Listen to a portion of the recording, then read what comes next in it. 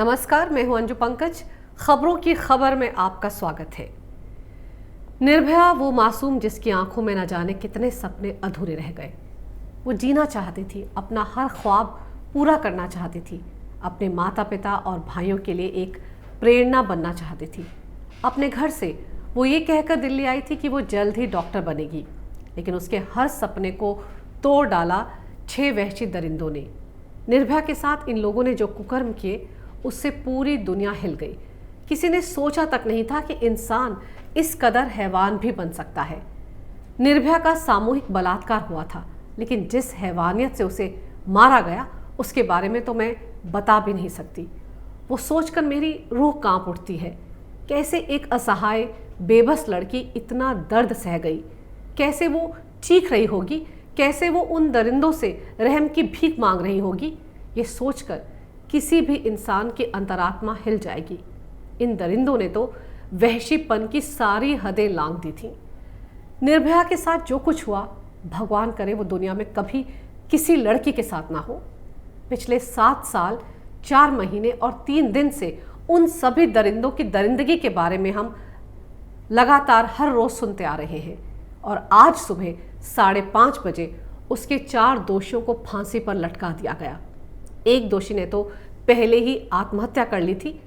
लेकिन हैरानी की बात यह है कि निर्भया के साथ सबसे ज्यादा बर्बरता करने वाला गुनहगार आज भी जिंदा है, हमारे आपके बीच मौजूद है, किसी और नाम से, किसी और पहचान से, और बड़े ही मजे की जिंदगी गुजार रहा है। दिल्ली की केजरीवाल सरकार की मदद भी उसे मिल रही है। ये वहशी कौन है, कहाँ छिपा है, इसके बारे में मैं आपको आगे बताऊंगी। लेकिन पहले ये जानते हैं कि आज सुबह तिहाड़ में कैसा माहौल था, कैसे ये दरिंदे अपनी जान की भीख मांग रहे थे जब इन चारों को फांसी पर लटकाया गया। मुझे याद है 16 दिसंबर 2012 की रात, वो बेहद दर्दनाक और रोंगटे खड़े कर देने वाली घटना। उन दिनों में सहारा समय में काम कर रही थी। 17 दिसंबर की शाम को इस घटना का खुलासा हुआ था, और जिस किसी ने भी निर्भया के साथ हुई दरिंदगी के बारे में सुना, उसकी रूह कांप गई।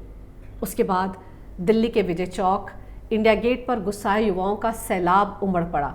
हम भी कितने दिन तक निर्भया के साथ हुई हैवानियत पर लंबी लंबी डिस्कशन करते रहे। कितनी बार हम में से कई एंकर ऑन एयर अपनी भावनाओं पर काबू नहीं रख पाए। लेकिन आज की सुबह निर्भया के परिवार के साथ साथ न्याय पर भरोसा करने वाले हर हिंदुस्तानी के लिए एक सुखद खबर लेकर आई। लटका दिया गया उन चारों दरिंदों, मुकेश सिंह, विनय शर्मा, पवन गुप्ता और अक्षय ठाकुर को, जिन्होंने निर्भया के शरीर के साथ साथ उसकी रूह को भी जख्मी कर दिया था। आज सुबह फांसी के वक्त कैसे बिलबिला रहे थे निर्भया के कातिल, कैसे गिड़गिड़ा रहे थे ये चारों। 2 दोषी तो हाथ ही नहीं बंधवा रहे थे। एक ने तो जेल प्रशासन की तरफ से दिए गए नए कपड़े पहनने से भी इनकार कर दिया। विनय शर्मा तो जोर जोर से रो रहा था, जमीन पर लेट लेट कर अपने वकील एपी सिंह से मिलने की गुहार लगा रहा था।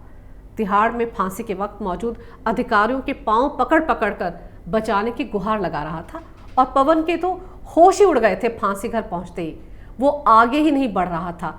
जेल में मौजूद सुरक्षाकर्मियों ने जबरदस्ती इनके हाथ बांधे और पकड़कर फांसी के तख्ते तक पहुंचाया। ये खबरें जैसे जैसे तिहाड़ प्रशासन के जरिए सामने आ रही हैं, वैसे वैसे एहसास हो रहा है कि आज निर्भया की रूह को सुकून जरूर मिल गया होगा। कितना लंबा इंतजार किया है उसने इस न्याय के लिए। आज इन चारों दोषियों ने फांसी से पहले जो आखिरी घंटे तिहाड़ में गुजारे, इस दौरान जो दर्द, जो बेबसी इनके दिलो दिमाग में थी, उससे उन्हें भी उस दर्द, उस बेबसी, उस बर्बरता का एहसास हो गया होगा जो इन सब ने निर्भया के साथ की थी। जिस दरिंदगी और बेरहमी के साथ इन सब ने मिलकर हैवानियत की सारी हदें पार की थी, आज उन सब का हिसाब चुकता हो गया। यूं तो 29 दिसंबर 2012 को निर्भया ने इस दुनिया को अलविदा कह दिया था, लेकिन उसकी रूह आज न्याय मिलने के बाद इस जहान से जरूर हमेशा के लिए विदा हो गई होगी। उधर इन सब के बीच बेहद दुख इस बात का है कि एपी सिंह जैसा मौकापरस्त और पब्लिसिटी का भूखा वकील कल रात से लेकर आज तड़के तक कोर्ट का समय बर्बाद करता रहा। और तो और इस वकील ने तो आखिरी लम्हों में इंसानियत की भी सारी हदें लांघ दी। सुनिए किस कदर आपा खो चुका था ये इंसान।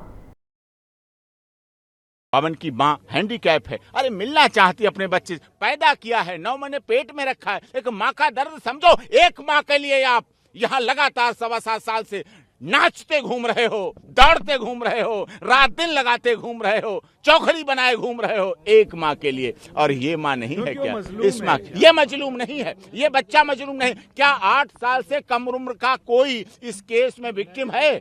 8 साल से कम उम्र का कोई विक्टिम है? नहीं, चोर की माँ को पकड़ो।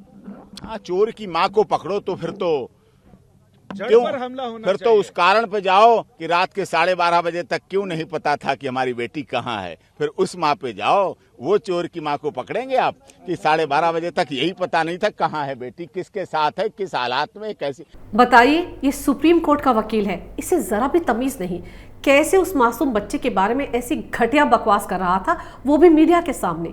इसी वकील की वजह से ये चारों दरिंदे 7 साल तक जेल में ऐश करते रहे।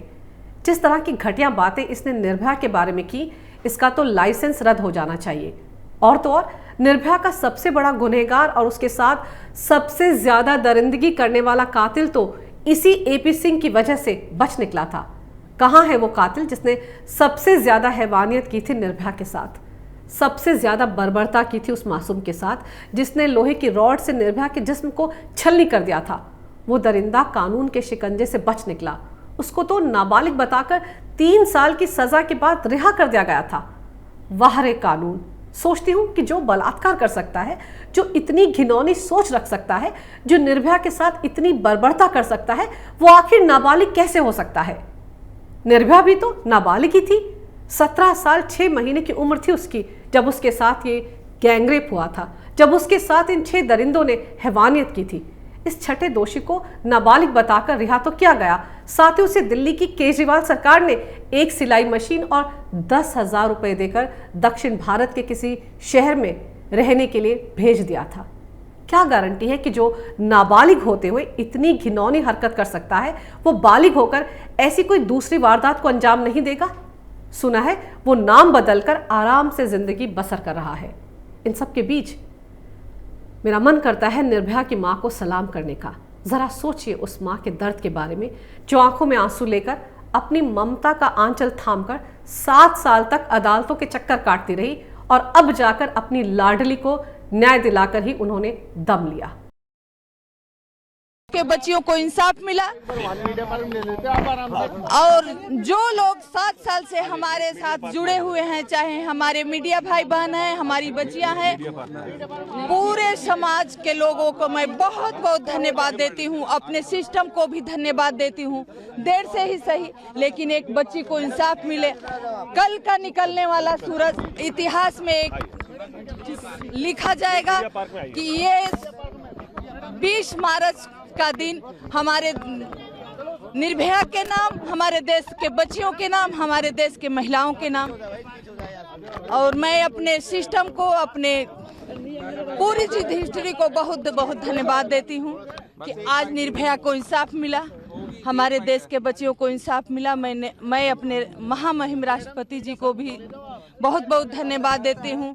अपने अदालतों को इसलिए बहुत बहुत धन्यवाद देती हूँ कि जिस तरह से ढीले टैक्टिस करके एक एक याचिका आई, उसी तरह हमारे अदालतों ने इस एक एक याचिका को खारिज किया। फाइनली आज निर्भया को इंसाफ मिला।